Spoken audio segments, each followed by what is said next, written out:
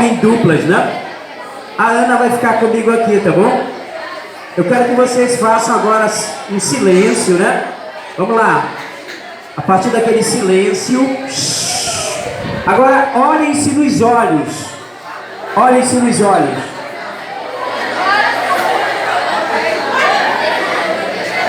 Muito bem.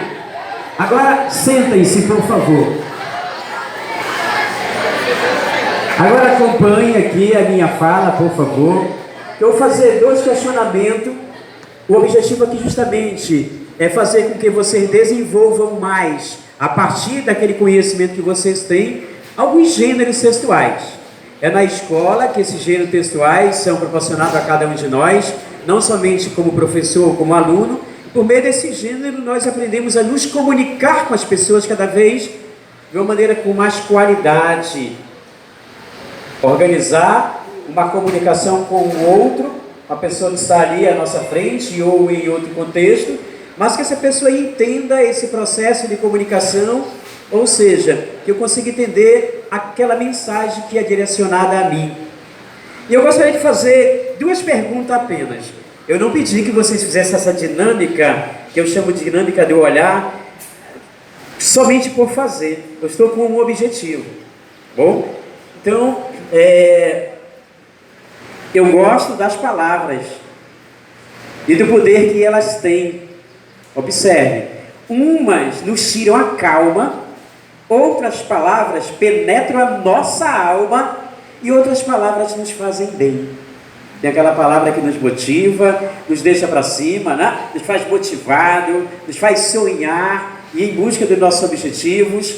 E é disso que se move a vida. Mas eu queria fazer uma pergunta. Eu queria 2 voluntários. Muito bem.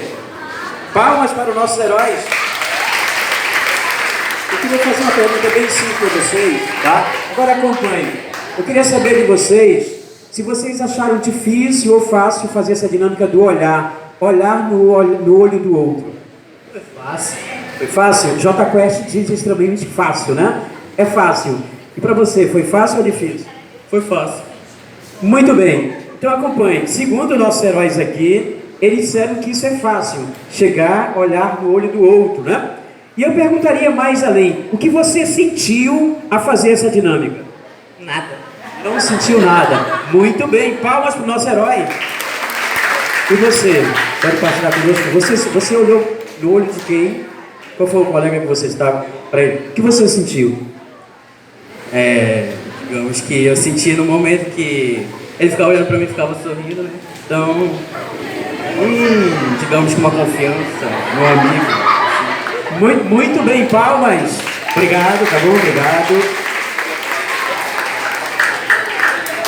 Se eu continuasse esse questionamento com algum de vocês, né? Eu estava observando a dinâmica, como é que estava sendo direcionado por vocês. Eu perguntaria aqui, você pode vir aqui comigo, por favor? Não vai doer nada, por favor.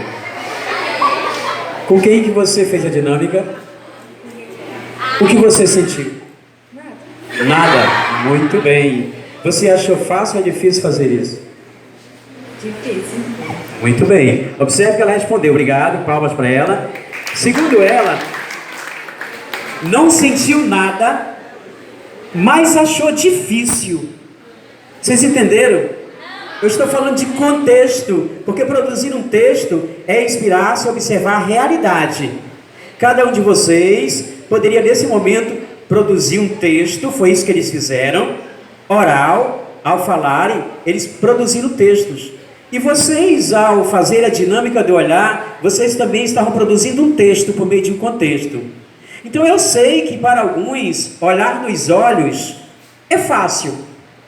Para outros torna-se mais difícil. E aí eu faço uma pergunta para ir mais além, lá no contexto social da casa de vocês. Hoje pela manhã, quando vocês saíram de suas casas, ficou alguém importante lá na tua vida, teus pais. Vocês olharam nos olhos dele, ou disseram lá de fora, bença pai, tipo assim, fui. Partiu, Escola João Bosco. Ou vocês foram até eles, né? Chegaram, olharam nos olhos e disseram, benção, minha mãe, sua bênção, tchau. Eu sei que com certeza muitos de vocês fizeram isso sim, porém, com certeza, alguns não fizeram. Por que eu estou falando isso? Porque eu estou falando da importância do olhar nessa dinâmica. E aí eu entro já com algumas ideias sobre gênero textuais. Sabe por quê? Porque o olhar diz tudo. Enquanto eu estava nos organizando aqui, eu estava olhando alguns de vocês, e alguns de vocês estavam também fazendo essa mesma dinâmica, olhando para mim. E o olhar, ele diz tudo. Eu lembro que no meu tempo, que eu tinha a idade de vocês, quando eu estava em casa, e meus pais estavam conversando com alguém, e se eu fosse interromper, minha mãe só olhava para mim assim, ó. É o famoso olhar te arrebento depois. Por que eu estou dizendo isso? Porque o olhar é importante para nós fazermos leituras. Vocês estão nesse momento fazendo vários processos de leitura. A leitura pelo olhar e a leitura auditiva de minhas falas. Isso é um processo de leitura. Ao longo de suas vidas, de nossas vidas, nós fazemos todo tipo de processo de leitura. A leitura não envolve somente ali os gêneros textuais escritos, onde está no branco do papel, mas envolve também a dinâmica do olhar. Então observe, pelo olhar nós conhecemos as pessoas. Muitas vezes, nessa fase que vocês estão, ou em qualquer contexto, vocês olham certas pessoas e vocês criam alguns conceitos. Ao olhar para alguém, que muitas vezes chega aqui no ambiente, ou lá onde você esteja, se essa pessoa estiver bem trajada ou não, depende de como ela estiver, o vestuário da mesma, né? Vamos imaginar ela naquele look da hora e naquele salto, passando agora aqui e com aquele som fazendo potoque, potoque, potoque, potoque, e alguém vai dizer, só quer ser metida. Isso é um olhar que gera algo que nós, ao longo de nossas vidas, combatemos por meio do processo de leitura. Eu chamo isso de preconceito. O que é o preconceito? Nada mais é de que um conceito antecipado daquilo ou daquele que eu não conheço. Preconceito é isso. Eu criar ideias de algo ou de alguém que eu não conheço. Ou seja, um conceito antecipado, uma pré-ideia antecipada. Por isso que chama-se preconceito. E ao longo de nossas vidas, nós vivenciamos experiências múltiplas de pré-conceito. Seja pela cor, seja pelo gênero sexual, seja pela maneira de expressar-se, seja por vários contextos sociais. E isso nós observamos por um processo que eu chamo de leitura. Se eu perguntasse de vocês, o que é leitura? Ou o que é texto? Cada um de vocês, com certeza, ia partilhar conosco uma ideia. Porque texto, muitas vezes, nós achamos que texto é somente aquilo que está impresso no branco do papel. No papel. As letras, os parágrafos, os versos de um poeta, o poema, a poesia. Enfim, muitas vezes nós achamos que texto é somente isso. Porém, texto é um processo que vai muito mais além. Alguém poderia me dizer o que é texto? Porque nós estamos aqui para partilhar algumas ideias sobre textos, sobre gêneros textuais. Se eu pergunto para vocês o que é texto, alguém poderia partilhar comigo o que é texto? Calma que eu sei que todos vocês querem falar, mas um de cada vez, calma, né? Eu percebi assim essa emoção, cada um querendo levantar o braço aí, mas eu pergunto, né, o que é texto? Vai lá, vai tu. Se eu perguntasse de vocês o que é texto, né? Não quero o objetivo não é expor vocês, constranger vocês, não, constranger, né? Mas é para a gente começar a nossa ideia a partir daqui. Se eu perguntasse para vocês o que é poesia, o que você responderia? Modo de expressar-se. Palmas para o nosso herói aqui. Poesia, segundo ele, é uma maneira que nós usamos para nos expressar. Porém, pergunto eu, esse gênero textual muitas vezes fala das coisas belas da vida, né? Da beleza da mulher, de algum momento que você vivenciou. Mas a poesia ou o poema é um gênero textual que vai mostrar realidades. O que seria texto? Se eu pergunto para vocês, isso aqui é um texto? Essa parede é um texto? A professora é um texto? As professoras, eu sou um texto? Alguns disseram sim e outros disseram não. Duas respostas, né? É simples, olha.